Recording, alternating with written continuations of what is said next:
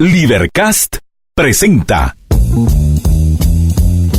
una producción de Libertópolis, donde nuestra misión es promover un mundo de personas libres y responsables en búsqueda de su felicidad. Creamos valor innovando, analizando y transmitiendo información e ideas. Día a día encontrarás los episodios de las emisiones correspondientes a nuestros programas.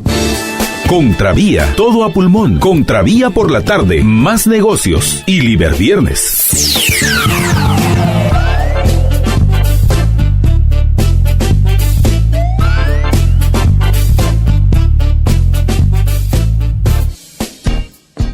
Muy buenas noches, es un gusto estar con todos ustedes. Arrancamos nuestro programa de Más Negocios. Les habla María Dolores Arias y me acompaña Chepe Ascoli. ¿Qué tal, Chepe? ¿Cómo estás? Buenas noches, muy bien. Buenas noches a todos.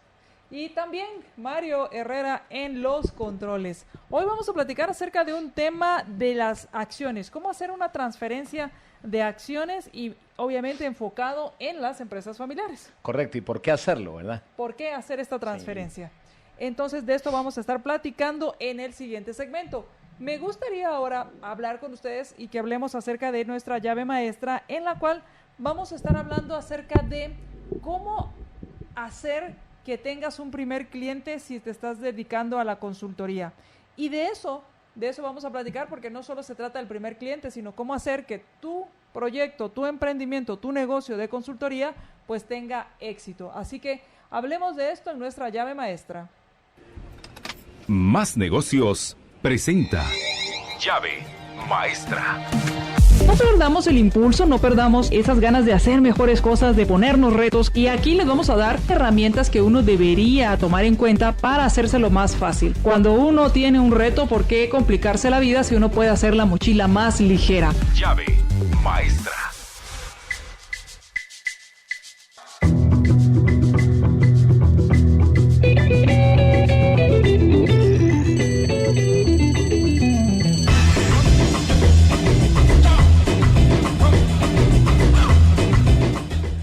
Bueno, si ya sabes que tienes una habilidad que puede ser vendible, que puedes generar un ingreso alrededor de una habilidad que tengas, de una experiencia, de un aprendizaje que hayas tenido en cuanto a que tengas una capacitación al respecto, pues las consultorías es un tema que es muy atractivo, ya que requiere aparentemente poca inversión en cuanto a activos fijos, en cuanto a la forma en que la cual vas a iniciar, pero por otro lado es un mercado muy competitivo.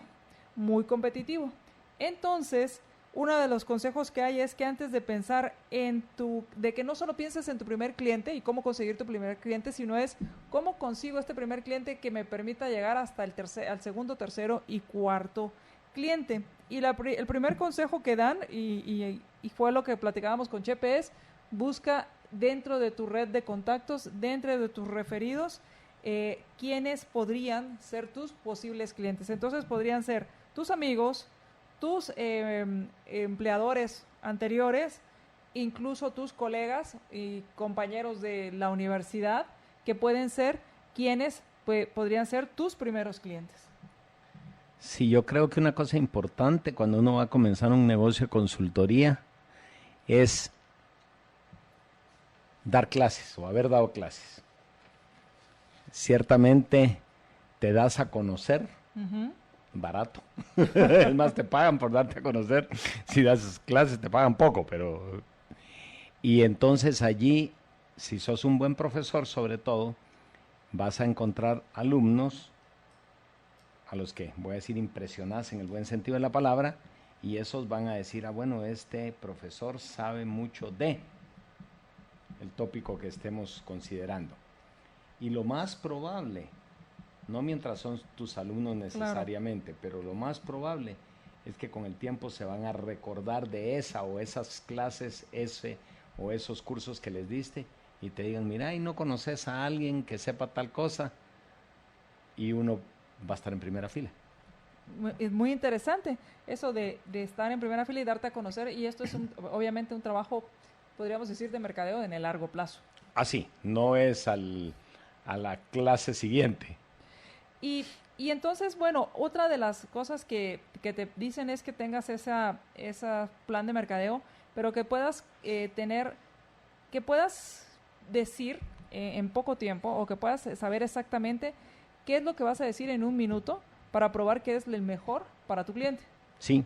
Y que puedas decírselo en un minuto. Si no puedes responder eso, ¿por qué eres el mejor para lo que el cliente necesita? Pues deberías practicar y empezar a pensar bien cuáles son esas habilidades que tienes para poder llegar a este cliente. Por otro lado, lo que dicen es, delimita cuál es tu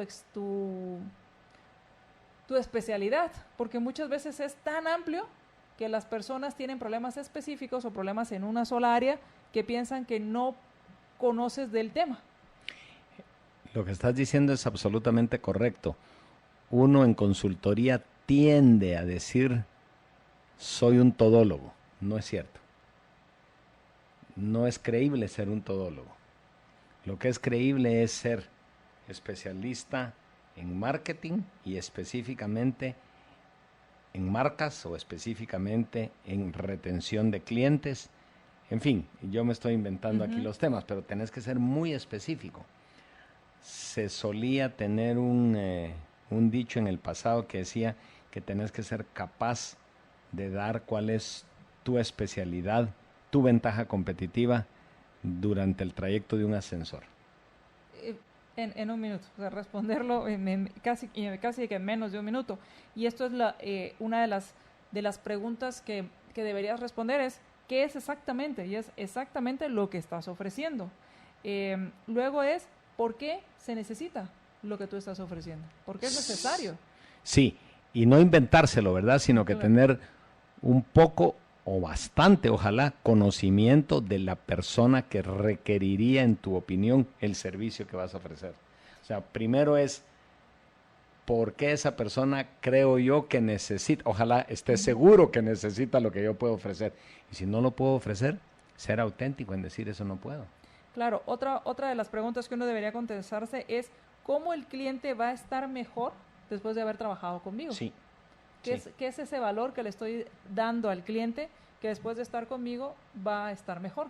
Sí, y tal vez me viene a la cabeza decir lo siguiente, enfoquémonos en la necesidad, en el deseo del cliente, en el temor del cliente y no en el producto y cómo lo describimos.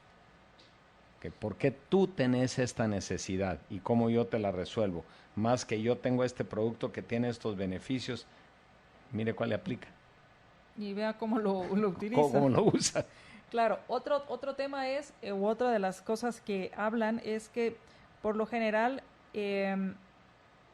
los especialistas que se dedican a hacer consultorías son muy buenos y conocen mucho y a profundidad sus temas, pero no se han puesto a investigar sobre el proceso de hacer consultorías y que la consultoría tiene un proceso y que pocos están familiarizados con el mismo, y esto hace que muchas veces sea complicado llevar la consultoría de forma adecuada. Es como alguien que conoce mucho el tema, pero nunca ha dado clases. Sí, y yo creo que ahí tocaste dos puntos que para mí son importantes. Uno, que tengo que conocer el proceso. Y por cierto, uno de los principales problemas en consultoría es cómo costear y cómo dar el precio y cómo cobrar. Claro. Porque muchas veces uno comienza a dar la consultoría sin haber pedido, por ejemplo, el 50% de anticipo. Entonces eso es complicado. Y dos, estar bien seguro que cuando yo hago la propuesta le digo a mi cliente, aquí comienzo y aquí termino, cuáles son los entregables. Claro, ese alcance de tu propuesta. Sí, porque si no, para el cliente es a la que poco me entregó y para el consultor es cómo me consume de tiempo. Le di de más hasta ese punto. Y entonces, y en esa parte del proceso de la consultoría, implica calificar cada proyecto y determinar si tienes las habilidades y si es el proyecto que estás buscando, porque también como consultor debes saber cuáles son los clientes que te interesan, no porque uno dice todos los clientes y sobre todo cuando es la época porque también conocer cuáles son los ciclos de tu de tu negocio. Sí. Porque va a haber momentos en épocas del año donde no hay, es muy lento el movimiento de tener clientes, y otros donde te están casi que estás... y entonces entender el ciclo de tu negocio para poder también definir cuáles son los clientes que te interesa tener. ¿Cómo no? Y regresamos entonces al tema de que uno debe diseñar su propio modelo, su propio enunciado de posicionamiento. ¿A quién me voy a dirigir? Grupo objetivo. ¿Contra quién voy a competir? Marco de referencia. ¿Y cuál es mi punto en singular de diferencia? No puedo tener puntos de diferencia. Y bueno, esperamos que esto te ayude a conseguir tu primer cliente. Sí. A ordenarte, a entender cuáles son el valor que estás agregando, qué es eso que vas a hacerle, ese valor que le vas a entregar a tu cliente, porque si haces un buen trabajo, obviamente, pues vas a lograr también tener que te refieran con quienes vas creando un portafolio sólido de clientes y de trabajos que has hecho. Y pues por otro lado, también tener un plan de mercadeo, porque como consultor necesitas una estrategia de mercadeo. Definitivamente, y el fundamento es el enunciado de posicionamiento. Pues espero que esto les haya servido. Gracias a quienes están con nosotros a través de nuestras transmisiones. En Facebook estamos transmitiendo por libertopolis.com, también por nuestro canal en YouTube, canal es Libertópolis, y por nuestra cuenta en Twitter, @Libertópolis, estamos transmitiendo por Periscope. Así que muchas gracias también por el 102.1 FM, gracias a quienes van escuchando a través de la FM. Vamos al corte y cuando regresemos, hablemos acerca de las transferencias de las acciones, por qué hacerlas y cómo se hacen. Más Negocios presentó Llave Maestra. Llave Maestra. Las herramientas más completas para enfrentar nuestro actual mundo competitivo. Llave Maestra. Gracias a quienes están compartiendo nuestra transmisión y gracias a quienes nos acompañan por nuestros diferentes medios. Recuerde que si tiene alguna duda o pregunta la puede hacer al 4585-4280 o a través de nuestros canales por los que estamos transmitiendo. Y ya está con nosotros nuestro invitado Javier Contreras, con quien vamos a platicar acerca de la transferencia de acciones. Muy buenas noches. Hola María Dolores, Chepe, buenas noches. Buenas noches. Qué gusto que estés nuevamente con nosotros y hablemos acerca de las transferencias de acciones. Okay. Todas las acciones son iguales. Cuando hablamos de acciones nos referimos a empresas constituidas, sociedades anónimas. ¿Esto es así? Así es. Prácticamente cuando hablamos de acciones, en caso de Guatemala vamos a hablar, bueno, y por norma general, de sociedades anónimas y puede hacer sociedades en comandita en acciones. Pero creo que el común denominador debería de ser hablar de las sociedades anónimas, que es la sociedad que suele tener más presencia en nuestro país y creo que es la más común también. Tal vez quisiera hablar de un pecado original que suele incurrirse. Creamos la sociedad y resulta que no emitimos títulos. Es algo bien común, se hace el pacto, se inscribe, tenemos patentes, empezamos a operar y se queda en el tintero la emisión de acciones. Esa es una práctica bastante común. Y tal vez ahí, Javier, explícanos lo que es un título de acciones, porque la mayoría de gente dice yo tengo 25 acciones. Ok, perfecto. El título de acción sirve para acreditar el porcentaje que yo tengo de participación en una determinada acción, en una determinada sociedad. De tal manera que si el universo de emisión de acciones es 100 y yo tengo 25 acciones, puedo tener uno o varios títulos que representen mis 25 acciones que yo tengo en la sociedad. Eso me quiere decir que yo soy dueño del 25% de la empresa, en dos platos. Pero hay algunos requisitos formales que debemos de cumplirse. Debe emitirse ese título y esa acción debe estar pagada no más tardar dentro del año de haberse constituido o haberse emitido la sociedad. Punto 1. Punto 2, y es algo muy común también, es que no se crea el libro de registro de acciones. ¿Y cuál es la consecuencia de eso? Si no hay títulos de acciones y no hay registro de acciones, no es posible realizar actos de transferencia de las mismas. Por ejemplo, nosotros tenemos una sociedad entre los tres y les digo a ustedes, miren, yo me voy a salir de la sociedad. Lo que tendría que hacer, por norma general, si no hay algunos principios previos que cumplir, que vamos a ver más adelante, es endosar el título y registrar ese traspaso en el libro de registro de acciones. Puedo venir con ustedes, incluso suscribir un contrato donde digo que le voy a vender mi participación accionaria, pero si no realizo esos pasos posteriores, que es el endoso y el registro, no va a ser perfecta la transferencia accionaria. Y una vez que se hace ese endoso, por así decirlo, ¿se tiene que emitir la acción al que se le endosó o es con el endoso es suficiente? Si tenemos espacio suficiente en las áreas de endoso, bastará el endoso. O, pues si ya se llenaron todas las casillas de endoso, habría que reponer un nuevo título y al nombre del nuevo propietario. Ahora, es muy común que uno diga, bueno, pero es que somos amigos o es que somos familia, entonces pues ya todos sabemos. Y además en la acta de constitución, en la acta constitutiva, ahí dice el porcentaje. Puede decir, podría ser una presunción de que alguien es accionista de una sociedad, pero si no está el título, no es perfecta esa representación del porcentaje que obtengo en la entidad. O sea, debe emitirse como tal el título y debe estar creado el libro de registro de acciones. Eso es por ley. Y incluso hay responsabilidad de los administradores si se omite ese paso. Y vamos a ver, lo que pasa es que hay circunstancias en las cuales estamos hablando de actos que nosotros nos ponemos de acuerdo y vamos a negociar. Pero imagínense que se muere el accionista y no hay título. O alguien vino y dio en prenda su acción y por una cuestión coactiva va a ingresar un tercero a la sociedad. Debe existir un título. Entonces, obviamente la ley suple esa deficiencia obligando en virtud de una orden de juez de que se emita el título, pero el administrador incurre en responsabilidad por esas omisiones. Entonces es bien importante que eso esté. Otro detalle. Bueno, tenemos el título de acción, tenemos el registro de acciones y decidimos hacer una transferencia de la totalidad de nuestra participación o parte de ella. ¿Bastará simplemente el endoso y el registro del traspaso o debemos de hacer algunas pasos adicionales?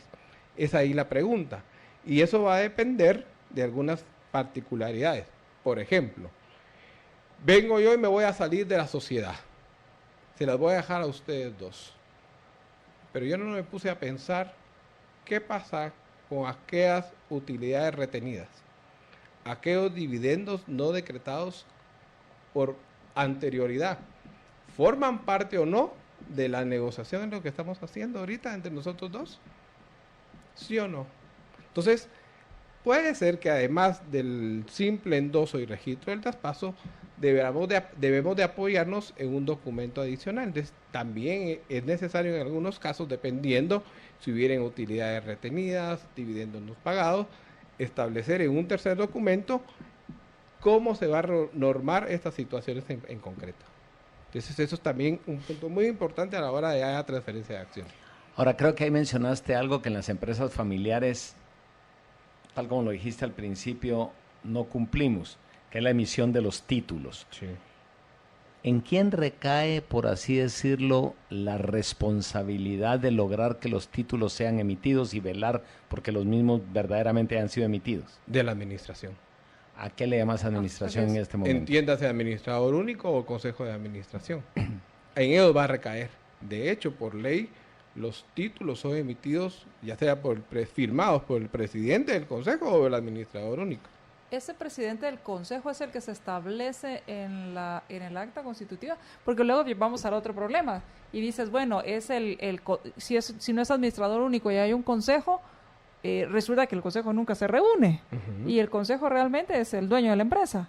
No, en cuanto a que es el que toma decisiones. Administra, sí. Exacto. Entonces, ¿qué pasa en este punto? ¿Es ese consejo con el que se inició la empresa? con el que se constituyó la empresa? Bueno, la administración puede recaer en una sola persona, en el caso es unipersonal, el administrador único, o en varios administradores integrados en un consejo de administración. Por ley no debe tener un plazo de nombramiento mayor a 3 años, aunque es permitida la reelección, salvo que se establezca algo en contrario en el pacto. Pero... Ahora ahí hay un punto que quiero mencionar aprovechando lo de los 3 años. En el Código de Comercio dice que pueden ser nombrados hasta por 3 años y como vos dijiste, y se pueden reelegir. Muchas empresas lo interpretan como que se tiene que elegir por 3 años. Sí. Yo en lo personal pienso que los miembros del Consejo de Administración se deben de nombrar por 1 año. La razón es que si no estoy contento con ese consejero, si no estoy contento con ese miembro, al año le digo muchas gracias, ya no necesito un especialista en marketing, sino un especialista en finanzas para este nuevo periodo. Sí. Y si es por 3 años, en alguna medida lo tengo que despedir, pues, y despedir a alguien siempre es feo. No, totalmente de acuerdo. Esos 3 años es el máximo, pero recordemos en los puntos de las asambleas ordinarias, en de los puntos que debe tocarse es lo relativo a la administración. ¿Correcto? No es que se haga una nueva elección, sino una ratificación. Sí. Y ahí los dueños de la sociedad, que son los accionistas, pueden decir, bueno, es cierto, te nombramos por 3 años, pero te vas, pues. Sí, pero en ese momentito, por así decirlo, que es en lo que yo, por lo que yo recomiendo 1 año, es lo estoy despidiendo, digámoslo así, Sí. o no ratificando. Mientras que si es por 1 año, terminó tu periodo, no Sí. hay dolor. Sí. Lo que sí te puedo decir entonces, mira, me gustaría que te quedaras por otro año. Es una... Suena más gratificante. Sí. Sí. Sí. Ahora, Ok. ¿cómo hacer? Vamos a suponer, la empresa no ha emitido acciones. ¿Cuáles son los pasos que debería seguir? Bueno, tal vez aclarar nada más, ¿cuáles pueden ser los supuestos en los cuales por qué no está emitido el título? Uno es porque la acción no esté totalmente pagada. Ese puede ser uno de los supuestos. Se está amortizando el valor de la acción, entonces en esos supuestos no están obligada la administración a darnos un certificado provisional.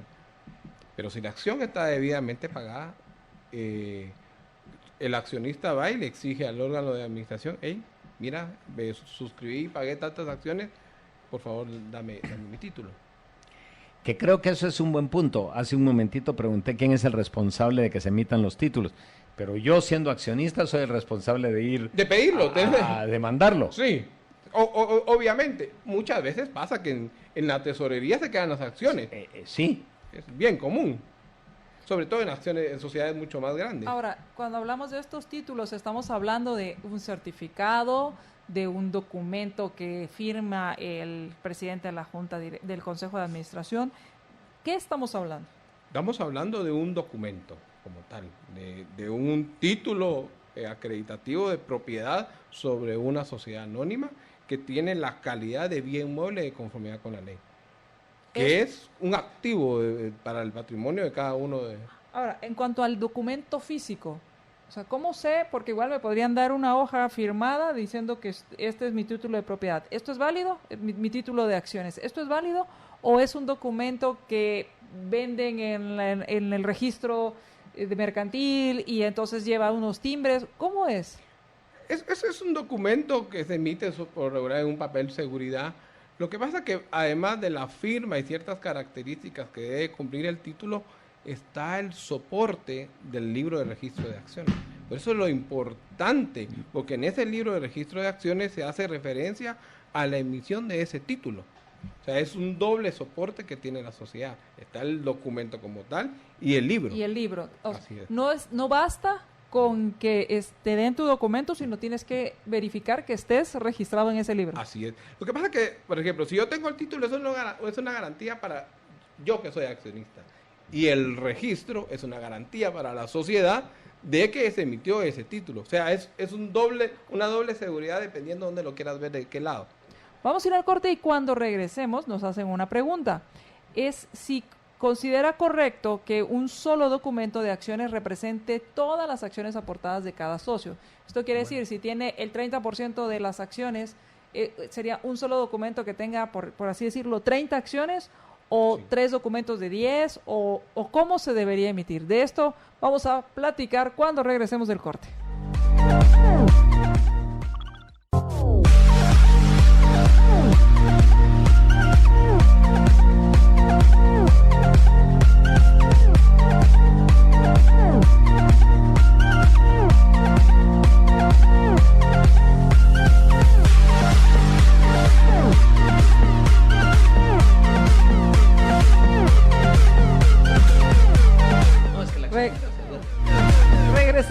Regresamos a Más Negocios y estamos aquí platicando sobre el tema de las acciones, que es un tema muy interesante. Gracias a quienes nos han mandado mensajes. Muchísimas gracias a Marco, que nos escribe desde Chile. Saludos, Marco. Muchísimas gracias. José Ramón también, saludos para ti. A Mario Moreno, a Jorge de Paz, también saludos. Y a Luis Eduard Yadot, también un saludo para ti. Muchísimas gracias por estarnos escuchando y un gran saludo. Nos dejan una pregunta y Emanuel nos preguntaba, ¿considera que es correcto o adecuado hacer un solo documento que represente todas las acciones del socio? Muy buena pregunta. Y la respuesta no tiene un criterio único, creo yo. Yo creo que va a depender de cada caso en concreto. Por ejemplo, ayuda mucho tener en diversos títulos ya pensando en planificación de segundas generaciones, terceras generaciones. Por ejemplo, yo tengo 100 acciones y estoy pensando ya en las siguientes generaciones. Probablemente es prudente tener 3, 4 títulos dependiendo de mis hijos o de mi esposa, pero va a depender en cada caso concreto. Pero la línea general no suele ser que haya un solo título. Por lo general no es un solo título. No. Ahora, ¿se puede hacer esa conversión? O sea, si Totalmente. yo tengo 2 documentos, ¿puedo convertirlo en 4? Sí, le voy y le pido a la administración que me reponga el título y me emiten uno nuevo en la forma que yo quiera. Eso es totalmente viable. No requiere mayor solemnidad. Es un acto entre la administración y una simple solicitud y se emiten los nuevos títulos. Se razona en el libro de que se canceló este registro en relación a este título y que se emitieron nuevos títulos y se crea una nueva partida para esa emisión. No hay ningún problema. Es típico cuando yo contraigo nupcias, digamos, tener un título. Tengo mi primer hijo, entonces quiero tener 2 títulos.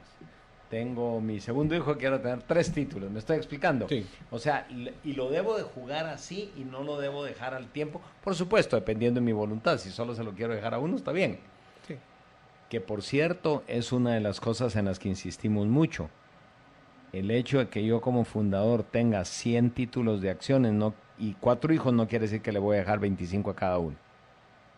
Y lo debo explicar desde el principio. Yo puedo hacer la proporción que quiera con el número de hijos que tenga. Totalmente de acuerdo. Sí. Pero sí, no hay una fórmula. Creo que va a depender en caso concreto, pero sí no suele darse un único título. Y no es por cuestión, porque si se pierde, pues hay procedimientos para reponerlo sin mayores formalidades. La ventaja del título nominativo es eso, lo cual no se da cuando era un título al portador. Había que ir ante un juez, prestar una garantía, porque el título era el portador, pues no decía quién era el accionista. El accionista, en cambio, ahora son nominales. Así es. Y eso es en virtud de la entrada de la ley de extinción de dominio, todas las acciones debe decir quién es su dueño.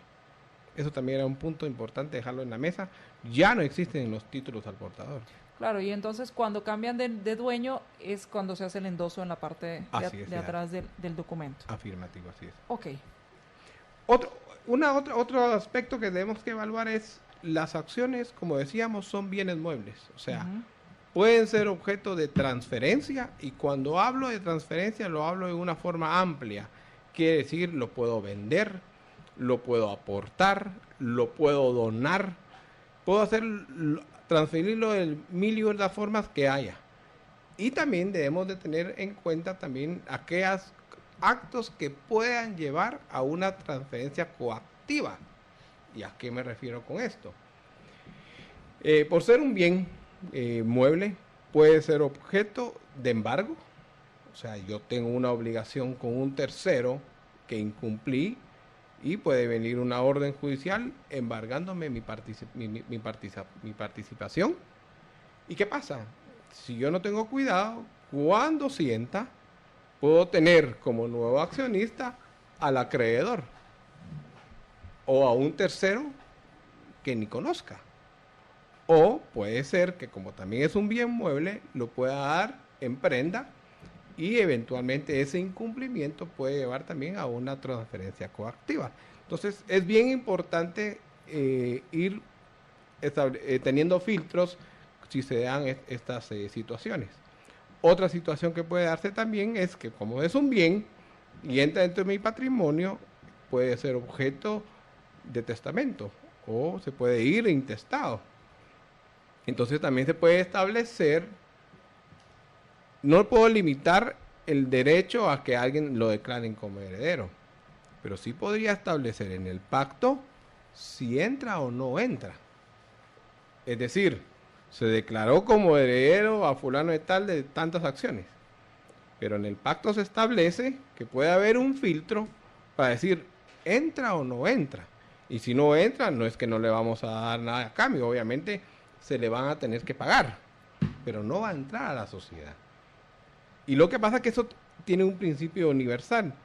Si en la escritura de constitución no se estableció nada, basta el endoso y el traspaso, la anotación del traspaso en el libro para convertirse en accionista. Lo pongo así sencillamente, nosotros tres tenemos una sociedad. Me levanto hoy de aquí y en la puerta se lo endoso a mi amigo que muy gentilmente me atiende cuando vengo, y él va y exige el registro en la administración de la sociedad. Y viene y se sienta aquí con usted como nuevo accionista. Entonces hay que establecer ciertos filtros para evitar eso, porque esa es la norma general. Estos filtros se establecen en la escritura. En la escritura. Si no tiene, vamos a suponer que me estoy enterando en este momento de esos filtros y mi escritura, voy, la reviso, no tiene esos filtros. Puede pasar eso. ¿Y qué pasó? ¿Ya me pongo a llorar y hago otra sociedad o qué es lo que debería hacer? A veces no es tan fácil irse de la sociedad porque a veces hay un trabajo de toda la vida. ¿Ah? Claro. Pero tendrás que lidiar como el nuevo accionista, pues. ¿Pero se puede hacer un cambio o no hay cambios? O sea, hago una asamblea y propongo estos cambios. Sí, totalmente. Eso se perfecto. puede adecuar. Sí. Y es propio de una asamblea ordinaria elegir directores, digamos. Y si no es la ordinaria de principio de año, se puede convocar a una. ¿Sería ordinaria o tendría que ser extraordinaria? Será ordinaria o extraordinaria no por el tiempo, sino por la materia que toca. Ok. Aquí va a depender. En el caso. En esto, si queremos modificar el pacto, es una extraordinaria. Ok, y si solo queremos nombrar, solo queremos hacer la transferencia para comenzar, no se tiene por qué plasmar, ¿verdad? Depende. A eso vamos. Por ejemplo, ya entendimos que la norma general es, si no dice nada, endoso el título, lo registro y ya estuvo. Ya estuvo. No hay ningún filtro. No hay ningún filtro. Entonces, ante esa normativa, lo primero que tenemos que hacer es establecer ese filtro. ¿Y cuáles son los filtros? Vamos poniendo las diferentes variedades que puede haber. Una es que cualquier transferencia, entiéndase no solo la venta, sino incluso gravamen que se quiera constituir sobre la acción, debe tener la autorización del órgano de administración, es decir, el administrador único o el consejo de administración. Ahora, ¿bastará ese filtro? No, porque les pongo un ejemplo. Pensemos que la transferencia debe ser autorizada por el consejo de administración. Y el consejo de administración es un administrador único. Y el órgano de administración es un administrador único. Y además es accionista. En primer lugar, puede tener un conflicto de intereses. Probablemente es él el que lo quiere vender su participación. O le va a bloquear al otro grupo de accionistas el poder vender. Entonces, ojo con establecer un filtro a nivel de órgano de administración. O podría ser que es susceptible de tener información privilegiada también. Para que nos ayudes a interpretar, ¿por qué si el órgano de administración se subordina a los accionistas, es el órgano de administración el que da los permisos, entre comillas? Es que suele ser muy útil cuando son sociedades sumamente abiertas, pero en una sociedad tradicional como la nuestra, es muy común que se dé la figura de que es administrador y además es accionista. Sí. Entonces, si dejo un filtro a nivel de órgano de administración, puede ser peligroso. Ah, ok. Eso es a lo que me refería. Porque si es a nivel de accionista, es accionista, pues. Pues esa es la máxima. Sí, se van a enterar todos. Sí, se van a enterar todos, pero es la máxima autoridad, voy a decir, de la conformación de la sociedad. Así es. Pero también incluso ya dejamos nos dimos cuenta que no nos funciona el filtro a nivel de órgano de administración por los temas que hemos visto. Lo subo a la asamblea. ¿A qué asamblea? ¿Lo vamos a tirar a una asamblea ordinaria o una extraordinaria? Porque, por ejemplo, si tenemos un accionista mayoritario, con él es suficiente. Pues hace la convocatoria y todo, y él llega y él mismo se autoriza o no autoriza. Entonces, lo recomendable a veces en algunas situaciones es no nos quedemos nada más a nivel de asamblea ordinaria. Probablemente lo conveniente es tirarlo a una asamblea extraordinaria y además exigir un quórum específico para esa toma de decisiones. Nos preguntan, y gracias por sus preguntas, nos dice Sergio, buenas noches, excelente programa. Tengo una duda, siempre creí que un título de acción era una especie de diploma, pero por lo que entiendo, ¿es como un acta notarial o estoy confundido? No, yo creo que se asemeja más al diploma que al título, que al acta notarial. No requiere una solemnidad o una intervención de un notario para emitirlo. No requiere un notario, pero sí es como tener un título de un vehículo, de cualquier bien mueble. Sí. Exactamente. De suyo es un bien mueble. Sí, es un bien mueble, así es. También nos hacen otra pregunta. Gracias, Sergio, por tus preguntas, y nos dicen, ¿es el registro es público? ¿El registro de las acciones es público? O sea, es una sociedad anónima, pero cualquiera puede investigar cuántas acciones tengo en cualquier entidad, o cómo funciona esto, porque como es un registro nominal, la pregunta es, ¿cualquiera puede saber? Me gusta esa pregunta. En el registro mercantil, la obligación que hay es decir cuántas acciones se han emitido. Okay. No van, en el aviso que se da no se dice se emitieron a A, B o C o D personas. Solo es en cuanto el número de acciones que se han emitido. Obviamente sí podría derivarse en algunos casos a ciertas conclusiones. Por ejemplo, las asambleas extraordinarias que por ley deben inscribirse, si no se tiene el cuidado de cómo se va a mandar esa transcripción del punto extraordinario, porque hay que hacerlo por ley y hacerlo público, podría revelarse la identidad de ciertos accionistas. Entonces voy entendiendo, las sesiones extraordinarias deben mandarse... Lo resuelto en una asamblea extraordinaria va al registro público. Okay. Y hay que tener ahí cierta delicadeza notarial al momento de informar. Para no perder ese detalle que da la sociedad anónima. De suyo, cuando hacemos una asamblea extraordinaria, debemos de listar los puntos que se van a tratar. Ese es número uno. Y si no estuviese listado un punto, no se puede tratar. Así es, sí, se debe circular con alguna anticipación los puntos que son materia de una extraordinaria. Sí. Y entonces se tratan esos puntos y lo que se decida va al registro. Va al registro, sí. Lo que pasa que puede, por una mala técnica notarial, desvelarse quiénes son los accionistas. Entonces, porque lo que nos dice la ley es, usted dígame qué resolvió. No me está diciendo quiénes estuvieron ahí. Entonces hay que tener ese cuidado. Hay que tener ese cuidado, pero no es que alguien pueda, o sea, al final lo que se informa al registro es cuántas acciones se han emitido. Sí. No podrían presumirse algunas cuestiones. Por ejemplo, en la escritura de constitución podríamos presumir, porque ahí sí aparece quiénes son los accionistas fundadores, una radiografía en un momento dado. Podemos decir, efectivamente, al día de la constitución, A, B o C eran accionistas. Pues eso es una foto en un momento dado. Sí, porque lo vendo en 5 minutos. Lo vendo en 5 minutos. O por ahí, estos detalles de una mala técnica notarial, también dejarlo en evidencia. Pero fuera de eso, no hay que decir quiénes son los accionistas. Y no es que yo llegue y diga, quiero saber cómo está el libro de accionistas de tal empresa. No se puede. salvo que lleve una orden de juez o algo así. De lo contrario, es un acto privado, pues. Ok. Perfecto. Vamos a ir al corte y cuando regresemos sigamos hablando acerca de las transferencias de las acciones. Y bueno, hemos hablado por qué es importante primero que existan esas acciones. Vamos al corte y regresamos.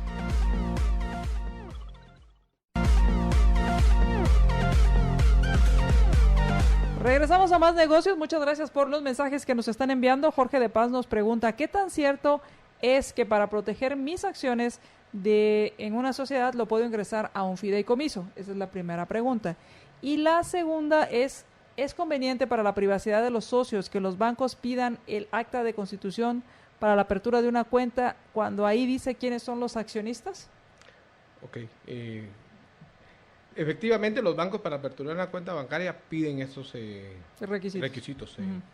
Es parte de su política, conoce a tu cliente y es algo bien común. Pero incluso pueden ir un poco más allá de pedir la constitutiva, porque como hablábamos, la constitutiva es una foto en un momento dado. Puede ser que en el acto constitutivo están determinados accionistas y hoy por hoy sean otros. Entonces, incluso he visto que han solicitado que se certifique de acuerdo al libro de registro de acciones quiénes son los accionistas. ¿A ese punto? Sí. Okay. Es bien común. En cuanto a aportar acciones a un fideicomiso, pues más que cuestiones de protección, creo que lo hacen más por una estrategia de administración para transferencia de a segundas generaciones, podría ser, pero como tal de protegerlas, lo que pasa es que cuando hay, perdón, Chepe, no, dale. Cuando se transfiere, se aporta las acciones a un fideicomiso, se da una especie de como que temporalmente el fiduciario es el titular de las acciones, mientras estén aportadas al fideicomiso, que después se pueden restituir a quien constituyó el fideicomiso o a un tercero. Pero más que todo lo veo yo como una cuestión, si uno tiene acciones y tiene hijos menores de edad y teme eventualmente fallecer y cree que los niños no se pueden involucrar en el negocio, podría ser una buena opción. Ahora, la otra cosa entiendo es que si yo pongo las acciones en un fideicomiso, esas son inembargables, mientras que las acciones en sí pueden ser un bien mueble. En ese aspecto sí es muy cierto, Chepe, y ahí sí se me escapaba y puede ser muy interesante. Los bienes de un fideicomiso son inembargables, sí. ¿Verdad? Que entonces te protegen. Y no importa si a mí me quieren quitar mis acciones, están en el fideicomiso y no me las pueden quitar. Sí. A mí o a mi familia, pues, a quien corresponda. Sí. Obviamente, los frutos que genere esa administración no lo vas a poder metértelos a la bolsa, sino van a entrar al fideicomiso. Es correcto, sí. Y el banco va a decidir de acuerdo a los intereses que crea conveniente el fideicomiso a dónde se va esa plata. Bueno, más que el banco, son las instrucciones que se le dio al administrador. Sí. Claro. Que vale decir que aquí en Guatemala solo los entes financieros pueden ser... Solo bancos, así es, o entidades financieras. Sí. Muchas gracias. Margarita Rosales dice, los bancos sí exigen nombres de todos los accionistas. Saludos, excelente programa. Muchas gracias por su comentario. Entonces, hay que emitir las acciones. Hay que emitir las acciones. Y podemos ir ya para ir como tratando y adelantando un poco porque el tiempo aquí vuela. Así es. Tal vez algunos filtros que hay. Y la ley sí establece un filtro, que es el derecho de suscripción preferente que tienen los accionistas. ¿Qué quiero decir con esto? Viene la sociedad y decide emitir nuevas acciones. Estamos hablando de nuevas acciones. Y ahí le dice a los... ¿Con ampliación de capital o simplemente 2-1 las acciones de ahora en adelante? Sí, o había capital todavía pendiente de emisión y emite. Vamos a emitir 100 nuevos títulos. Entonces ahí por ley, los accionistas en ese momento tienen derecho preferente para adquirirlas en proporción al número de acciones que poseen. O sea, proporcionalmente. Sí. Ahora, si no hacen valer ese derecho de suscripción preferente, que es un filtro que establece la ley, puede venir el órgano de administración y eso admite pacto en contrario y decidir que lo abre y a venta a un tercero o a oferta al público y ahí ingresar nuevos accionistas. Entonces, ahí también, ojo, por ley sí se establece un derecho de suscripción preferente, pero si no hay un filtro, lo que el órgano de administración puede venir e invitar a terceros a ingresar a la sociedad si no se suscriben la totalidad de acciones que va a emitir. Entonces ahí hay que estar pendiente. O se establece un filtro o ejerzamos el derecho de suscripción preferente y adquiramos el 100% de las acciones, porque si no, vamos a tener a un tercero sentado ahí, de seguro. Porque la sociedad va a necesitar capitalizarse probablemente para unos nuevos proyectos. Ahora, quiero establecer algunos puntos en especial. Por ejemplo, tal vez, y me gustaría ir como poniendo algunos ejemplos de transferencias, ¿cómo podríamos establecerlo? Y tal vez me voy a perder un poco leyéndolo, pero, por ejemplo, un primer filtro que podría verse a la hora de evitar que por acto entre vivos ingresen terceros.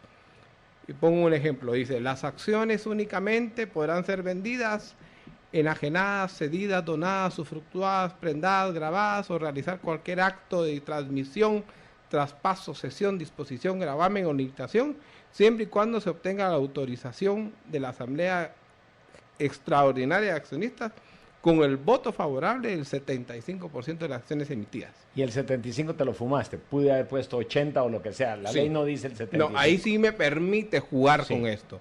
Ese es un... Y puedo poner un doble filtro. Viene la Asamblea Extraordinaria y aprueba autorizar al fulano a vender sus acciones.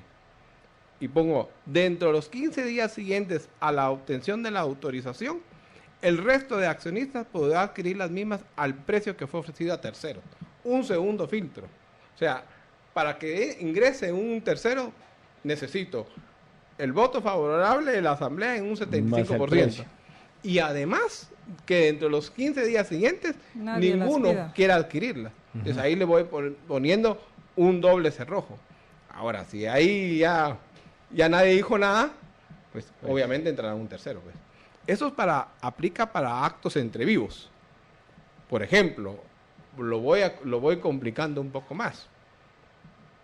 Como es un bien que yo puedo disponer como yo quiera, en mi testamento dejé a Juan Pérez como heredero, un tercero que no tiene nada que ver hoy por hoy en la sociedad. Entonces puedo establecer algún filtro y este filtro le suelo yo llamar un derecho de adquisición preferente. Por ejemplo, dice, para el supuesto de transferencia de acciones mediante sucesión hereditaria, el legatario, heredero o tenedor deberá de ponerlo de conocimiento de la sociedad para efecto de los accionistas puedan adquirir las mismas mediante el pago al legatario, heredero o tenedor del valor de sus acciones declaradas en la mortual o el precio establecido por expertos el que fuera mayor. O sea, se declaró heredero, pero no va a ingresar si ellos no lo quieren. Entonces lo que tienen que hacer los accionistas en este caso es comprarle las acciones al heredero. Y podemos establecer algún supuesto. Lo anterior no rige para el caso de que el heredero o legatario sea padre, hijo o nieto del testador accionista. Para para dejarle abierta el ingreso a segundas o terceras generaciones. Pero si así lo establezco en el pacto. De lo contrario, no va a entrar. Entonces, podemos ir haciendo ese juego. Y esto se va estableciendo a la hora de crear la sociedad. Eso lo tenemos que establecer en el pacto. ¿Y si no está? Si no está, vamos al principio general. Claro. Sería, cualquiera puede entrar. Cualquiera puede entrar. Y si se lo dejaron por herencia, pues entrará también, si no ponemos estos filtros. Interesante. Es interesante porque entonces se va estableciendo cuando es una transacción entre dos personas vivas, cuando es por herencia, y también podría ser que, bueno, aquí entra el tema de cuando es, por ejemplo, por embargo. Sí. ¿Entra en la parte de entre vivos o existe un apartado para este tipo de casos? Este era el otro punto que quería tocarte, que es muy similar al anterior. Dice, en el caso que los títulos de acciones deban ser enajenados coactivamente, el funcionario que realice la venta, el acreedor o el tenedor legítimo va a ponerlo de conocimiento de los accionistas para que, a efectos de que estos ejerzan en proporción al número de acciones que posea en dicho momento, su derecho de adquisición preferente. Entonces ahí también, si es por coacción o por un embargo, un remate, hey, bueno, te vamos a pagar las acciones, pero no vas a entrar. Ahora, también hay que tener cuidado en algunas cuestiones. ¿Qué pasa si solo son 2 socios? Y si el otro le paga al otro, va a caer en una causal de disolución, porque va a ser socio único, y que aquí en Guatemala es causal de disolución. Entonces también hay que tener presente ese punto. Probablemente ahí siempre es interesante tener una acción a nombre de alguien más, aunque sea del mismo grupo empresarial o algo, para evitar esos puntos. Por lo Y menos... ahí, perdón, Sí, sí. y ahí viene una de las desventajas de tener títulos grandotes, digamos. Así es. Porque es bueno tener fraccionados en la mínima expresión, digamos, Una mínima una acción. expresión. Aunque sea una. Sí, a efectos de que no se dé ese incumpla. supuesto. Sí. Y ahí ya como un ejercicio académico yo siempre he tenido esa duda de lo que la ley busca, porque en Guatemala no se admite el socio único, que para mí es un error, Sí. porque al final se le buscan la vuelta. ¿Qué es lo que pasa? Que bueno, o lo tengo a nombre de mi otra empresa, donde resulta que son los mismos accionistas, y habrá o no fraude de ley ahí, al hacer eso. Sí. Ese es ahí dejo un punto de tesis para los que quieran hacer su cumplimiento y para graduarse. Es un punto interesantísimo, el fraude de ley que puede darse en este caso. Claro, y yo les dejaría que generen una iniciativa de ley donde se permita Totalmente. las sociedades unipersonales, Totalmente de acuerdo. que ya se permiten en las sociedades de emprendimiento, lo cual ofrece ciertas ventajas, hay ciertas limitaciones todavía, pero como sociedades de emprendimiento que están eso fue una ley que ya se aprobó, pero que debe ser publicada todavía, sí se permite estos tipos de sociedades. Sí, totalmente de acuerdo. Yo creo que vendría a evitar estos problemas. Todos estos problemas. Sí. Pues muchas gracias, Javier. Gracias a ustedes. Muchas gracias a todos ustedes. Gracias, Chepe. Gracias. Muchas gracias a todos ustedes y nos escuchamos en nuestra próxima emisión de Más Negocios. Muchas gracias a quienes compartieron nuestra transmisión y mandaron sus preguntas muy interesantes. Muchas gracias por ayudarnos a enriquecer este programa. Que tengan una excelente noche y mientras nos volvemos a escuchar, sea feliz sin excusa. Libercast presentó una producción de Libertópolis. Recuerden que si quieren conocer más de nuestros programas, seguirnos en las diferentes redes sociales, o si quieren ver nuestros programas y conocer a nuestros conductores e invitados, pueden ingresar en www.libertopolis.com. Recuerda suscribirte y dejarnos 5 estrellas para que continuemos trabajando en producir más podcasts de tu interés. Libertópolis, ideas con valor.